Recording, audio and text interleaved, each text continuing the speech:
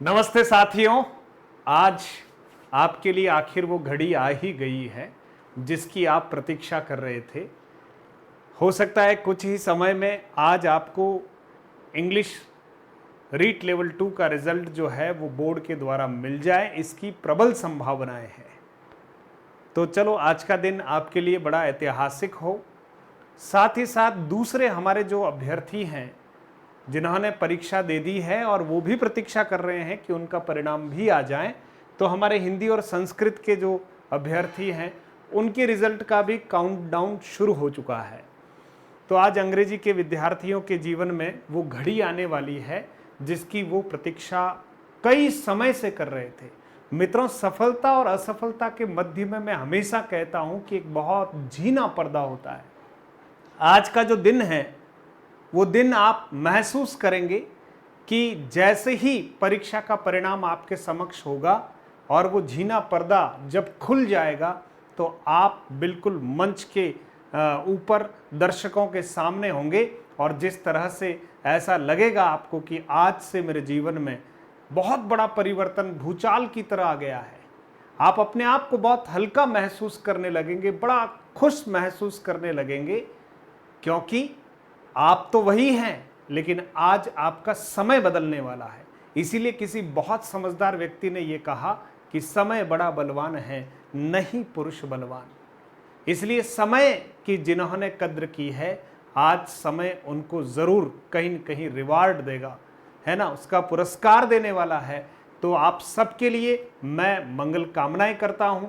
अंग्रेजी के जो अभ्यर्थी हैं स्पेशली वो आज के इस दिन को एंजॉय करेंगे और आज दिन भर में जैसे ही ये स्थितियां अनुकूल होगी और आपके सारे ग्रह गोचर जो हैं वो किसी ठीक स्थिति में होंगे और आपका रिजल्ट जो है वो पटल पर होगा और आपके रोल नंबर उसमें छपे हुए मिले, है ना, ऐसी मंगल कामनाएं करता हूँ। तो आज की ये जो घड़ी है वो बड़े धैर्य के साथ, बड़े शांत मन से, है ना, आपको समय निकालना है और आप कहीं न कहीं स्मरण करें उस परमपिता का जिन्होंने आपके लिए बहुत कुछ सोच रखा है और आपने भी उनकी सोच को और अपनी सोच को ठीक साबित करने के लिए खूब सारी मेहनत कर रखी है। और अंग्रेजी के पद जो हैं वो सर्वाधिक पद हैं इस बार, तो हमारे अधिकांश विद्यार्थी उसमें जो हैं चयन को प्राप्त करें, ऐसी प्रार्थना है परमात्मा से। और जो कहीं रह जाएंगे तो उनका एक बार दुखी होना लाजमी है, लेकिन अपने आप को कोसे नहीं, चिंतन करें।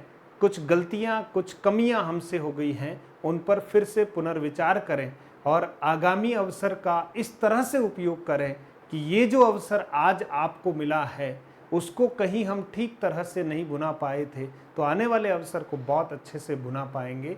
इसलिए असली योद्धा वो है जो अपनी पराजय को पचा जाए और अपनी पराजय को पुनः जीत में परिवर्तित कर ले।